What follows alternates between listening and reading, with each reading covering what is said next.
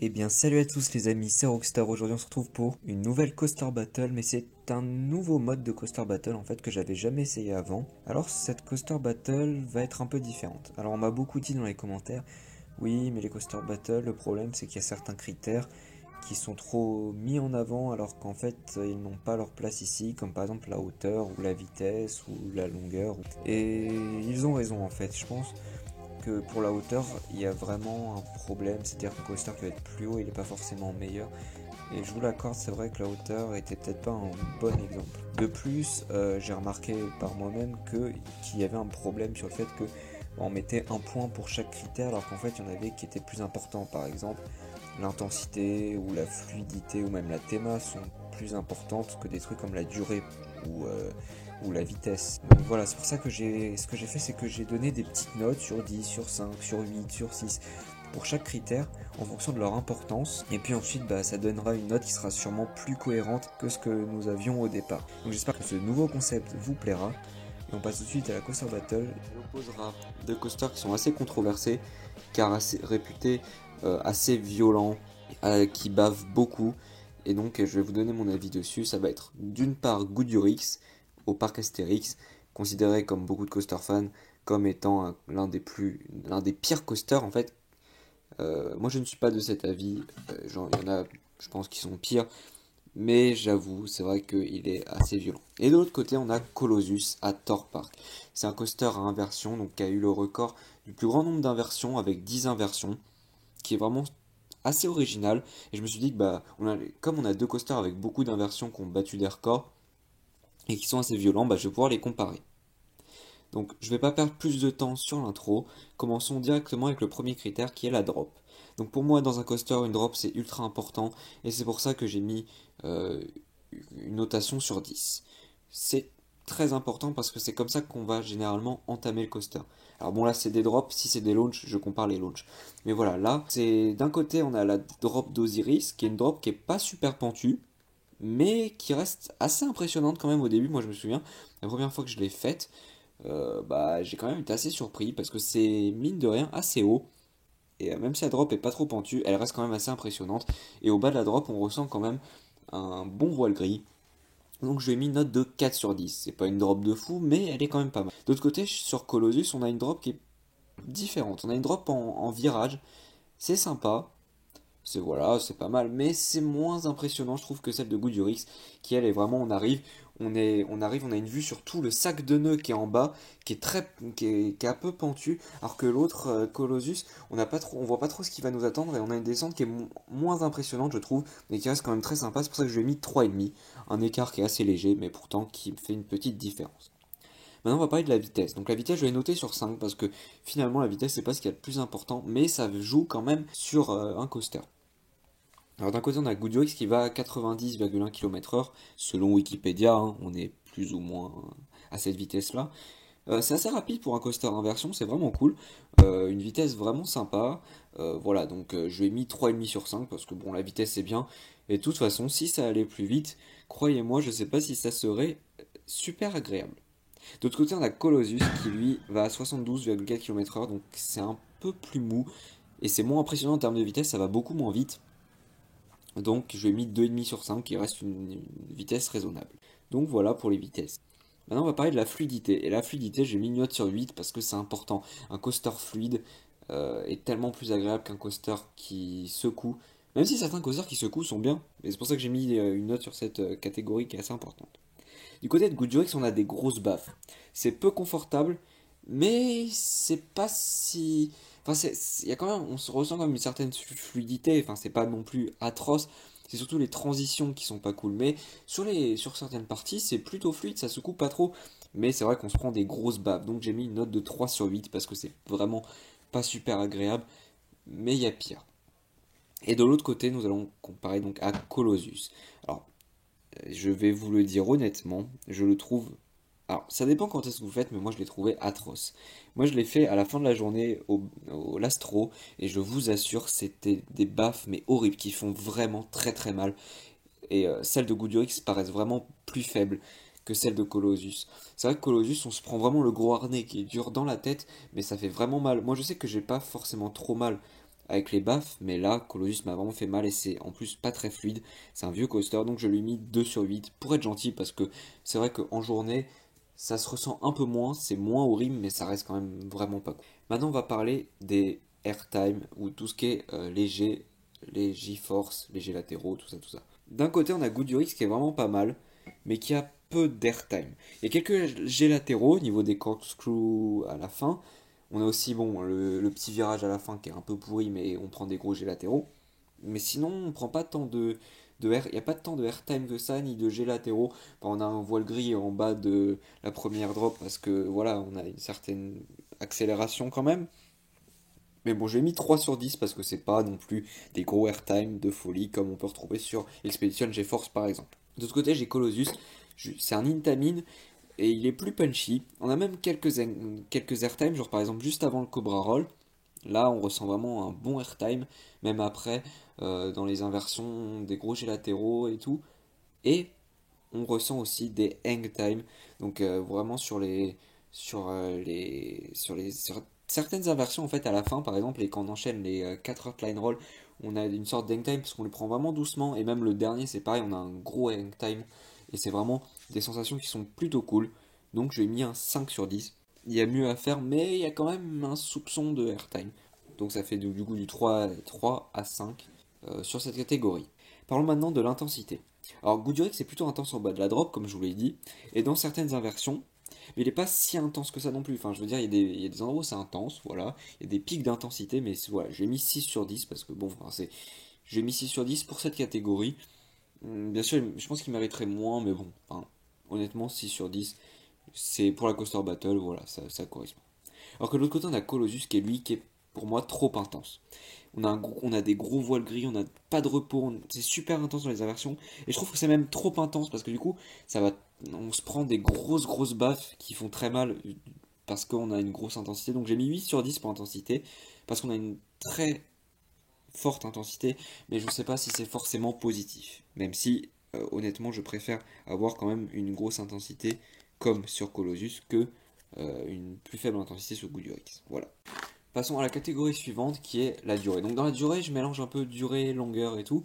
C'est pour ça que c'est sur 5. C'est pas, pour moi, c'est un critère qui est pas super important, mais c'est vrai qu'un coaster qui est plus long est plus agréable et même des fois on reproche à des coasters d'être trop courts. Ici, d'un côté, on a un parcours qui dure 1 minute 20 pour Goodurix. C'est pour moi une durée qui est correcte, suffisante, qui est plutôt bien, mais on a un parcours quand même qui est de 950 mètres, ce qui n'est pas négligeable. Et ce qui est pour moi très bien pour ce coaster. Je pense que plus ça serait même trop, donc là je pense que c'est bien. De l'autre côté, on a 1 minute 32 pour Colossus, qui a un parcours de 850 mètres, donc le lift est peut-être un peu plus long. Mais voilà, en termes de durée, on est à peu près pareil. Ça dure peut-être quelques secondes de plus mais sur Colossus, mais on est à peu près pareil parce que le parcours est plus long sur Goodurix. Pour moi, c'est des durées correctes et suffisantes pour des coasters, c'est pas trop court. Et c'est vrai que, enfin non, moi j'ai bien aimé. Donc j'ai mis 3 sur 5 pour les deux. Alors maintenant, parler de la théma. Alors d'un côté, on a Goodurix qui a une théma vraiment très faible. On a juste la gare qui est thématisée et on a un panneau sur les rails. On a aussi la couleur des rails qui est pas mal avec le rouge, orange qui rentre plus dans le thème qu'avant, c'est plus sympa. Puis on a aussi le lac qui fait quand même que ça rend le coaster plus joli. Mais à part ça, pas trop de thématisation, donc j'ai mis 2 sur 8. De l'autre côté, on a sur Colossus un tout petit peu plus de théma, même si voilà, South Park, bon, c'est pas le coaster qui est le plus thématisé, et c'est pas non plus le parc qui est connu pour être très thématisé. On a un tout petit peu plus poussé quand même, on a une gare qui est pas super belle, mais qui est un peu plus thématisée, qui est une ambiance un peu plus glauque. On a des passages aussi dans la file d'attente où on passe entre les arbres, sous des sortes de ponts, des trucs comme ça. On a une musique, la musique est vraiment pas mal. On a de la végétation un peu partout, quoique voilà, là ils font un peu des efforts pour la en retirer, sinon on se prend des arbres dans la tête. Et il y a quelques bâtiments, donc voilà, il y a un peu plus de théma, mais voilà, c'est vraiment très pauvre, et surtout que le théma fait un peu vieillotte et pas super joli sur ce coaster. Donc c'est pour ça que j'ai mis 3 sur 8. Comme ça au moins il y a plus de points, mais ça reste pas fou.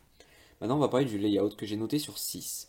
Alors, pour être honnête avec les deux coasters, j'ai mis 4 sur 6 parce que dans les deux on a des layouts qui sont variés, qui sont vraiment sympas. Donc visuellement déjà on a le Goodurix qui passe au-dessus du lac avec son Batwing qui est vraiment super bien pensé. On a même des inversions assez spéciales comme le Butterfly qui est assez unique en son genre, même s'il apporte pas grand chose en soi. On a des inversions qui sont bien enchaînées, qui sont assez variées, voilà, avec les corkscrews à la fin, les virages, c'est bien pensé, et puis c'est plutôt cool. D'autre côté, pour Colossus, voilà, on a un layout qui est bien étudié aussi, avec des inversions différentes qui s'enchaînent, et surtout les 4 Earthline Rolls d'affilée à la fin. C'est très original, mais c'est assez bizarre et spécial. Donc c'est pour ça que j'ai mis 4 sur 6 pour les deux, parce que ça me paraît bien. Et maintenant, on va parler des inversions. J'ai noté sur 8 parce que les inversions, c'est quand même important d'avoir des bonnes inversions variées. Plutôt que d'enchaîner des loops, c'est pas super intéressant. Là, on a 7 inversions pour Goodyear qui était, comme je vous l'ai dit, à un moment, qui était une période très courte, considéré comme le coaster avec le plus d'inversions. Donc on a un loop, deux corkscrews, un butterfly et un batwing. Donc on a deux inversions doubles, hein, vous ne demandez pas, ne vous dites pas Quentin, tu ne sais pas compter. Voilà, Butterfly et Batwing sont deux inversions doubles, qui sont vraiment originales et variées, comme je l'ai dit auparavant, qui sont vraiment bien enchaînées et qui sont... voilà, on a un nombre d'inversions qui est vraiment pas mal. Donc j'ai mis 6 sur 8 parce qu'on ne peut pas faire vraiment plus en termes d'inversions. Et de l'autre côté, on a Colossus, qui lui a 10 inversions, qui lui a aussi battu le record, mais maintenant qui a été détrôné par The Smiler, qui en a 14. Donc je lui ai mis 7 sur 8 parce que c'est pas le coaster qui a le plus d'inversions au monde, parce qu'il y a The Smiler, comme je vous l'ai dit, mais ça reste quand même un très gros nombre d'inversions. On a 10 inversions, on a un loop, deux corkscrew, un Cobra Roll qui a une inversion double, et 5 Earthline Roll. Donc c'est pour ça que j'ai un 7 sur 8. Et enfin, on va parler du dernier critère, le dernier critère qui va peut-être départager les deux coasters. Et oui, ça va départager, c'est train et harnais, et donc le confort en général du ride. Alors on va commencer par Goodyear X. C'est pas super. Les trains sont vraiment pas super, mais ça passe. C'est-à-dire que voilà, bon, les harnais sont pas trop durs. Quand on se tape, bon, c'est pas agréable, mais ça va. Les mousses sont derrière il y a des mousses derrière la tête qui vont bien. La position est pas trop inconfortable. Non, c'est pas trop horrible. Même si, voilà, j'attends les prochains trains de chez Vekoma avec impatience. Mais voilà, je vais mettre un 5 sur 10 parce que il y a pire. Il y a vraiment pire, comme les flying de chez Zamperla, par exemple, là c'est atroce, ou voilà, d'autres coasters qui ont des trains pas cool. Mais lui, ça va, c'est pas. Il y a pire, il y a vraiment pire. Il y a pire, oui, il y a pire, il y a Colossus. Colossus, ces trains sont horribles. Vous êtes dans une position un peu fétale, super inconfortable. En fait, vos sièges sont beaucoup trop bas par rapport au sol, ce qui fait que vous êtes en position fétale, les genoux super relevés, votre dos qui est pas super bien mis, puisque vous avez les genoux très hauts, et les harnais sont très très massifs et durs. Vous voyez peut-être une photo là, mais c'est super dur. Et vous tapez les harnais, ça fait très mal. Vous avez rien pour vous. Vous n'avez pas de mousse derrière la tête pour vous sauver ou quoi. Non, vous prenez tout dans la tête. Et en plus, ces harnais descendent très bas, alors que vos jambes montent très haut. Donc, ce qui fait que vous avez une grosse tension au niveau des cuisses tout le long, et ça a beau secouer un peu, ça fait très mal aux cuisses. Donc, j'ai mis 1 sur 10. Parce que pour moi, il n'y a pas pire que ça. J'ai jamais fait de coaster avec des trains pires que ça. Même vous auriez beau faire des coasters inconfortables ou quoi, pas fluides ou des vieux coasters, je vous assure que les trains sont pas aussi inconfortables que ceux de Colossus. Et c'est pour ça d'ailleurs qu'ils ont changé leurs trains sur les autres modèles comme Alter, Cinecittà World, je sais pas le dire, mais je suis pas italien, où ils ont changé les trains et qui a l'air vachement plus cool parce que ça a l'air beaucoup plus fluide et les trains sont beaucoup plus agréables parce que leurs anciens trains sont atroces. Enfin voilà, donc c'est pour ça que ça va tout départager, je pense. Roulement de tambour pour la note finale. Et le gagnant est Goodyear X. C'est vraiment de très très peu. Il y a 39,5 à 39. Ça s'est joué à un demi-point. Et ce demi-point, pour moi, il est mérité pour Goodyear X. Les deux coasters sont horribles. Enfin, ils sont pas horribles. Ils sont assez variés, ils ont des inversions et tout. Et puis ceux qui aiment les baffes, ça va, c'est pas si atroce que ça. Mais ce demi-point que j'ai ajouté à Goodyear X, c'est déjà d'une parce que Goodyear X est un coaster que j'ai fait depuis plus longtemps. Et surtout parce que les trains, voilà, c'est les trains. Juste parce que les trains. Voilà, on se prend des baffes, mais je vous assure que allez faire Colossus en fin de journée au dernier rang, et je vous jure que vous ne sortirez pas vivant. Je vous assure que vous trouverez Goodyear X beaucoup plus doux, et je pèse mes mots, vraiment. Même si dommage, parce que Colossus, je l'ai fait dès le matin au début, au premier rang, ça secouait moins, c'était vachement plus cool, c'était plus cool. Mais voilà, je préfère Goodyear X. Après, voilà, c'est le principe de la Coaster Battle. Mais pour moi, Goodyear X mérite d'être juste un tout petit peu devant. Mais un tout petit peu, hein, parce que les deux sont pas fous. Donc j'espère que cette coaster battle vous aura plu, que vous aurez un peu un avis sur les deux coasters. Voilà, après peut-être que vous aurez un avis différent. Moi, c'est vrai que ça a été assez serré pour les deux. Donnez-moi votre avis en commentaire si vous avez fait les deux. Parce que c'est vrai que ceux qui n'ont pas fait Colossus ne peuvent pas se rendre compte et vont me dire mais Gouduric c'est vraiment horrible et tout. Mais allez faire Colossus comme je vous l'ai dit et vous vous rendrez bien compte. J'espère que cette vidéo vous aura plu. Abonnez-vous si ça vous a plu, mettez un like. Bon, je vous demande ça, mais voilà, si ça vous plaît, allez-y. Ça me fait vraiment plaisir à chaque fois d'avoir votre soutien. Et puis, ben, on se retrouvera pour une nouvelle vidéo. Allez, à la prochaine. Salut.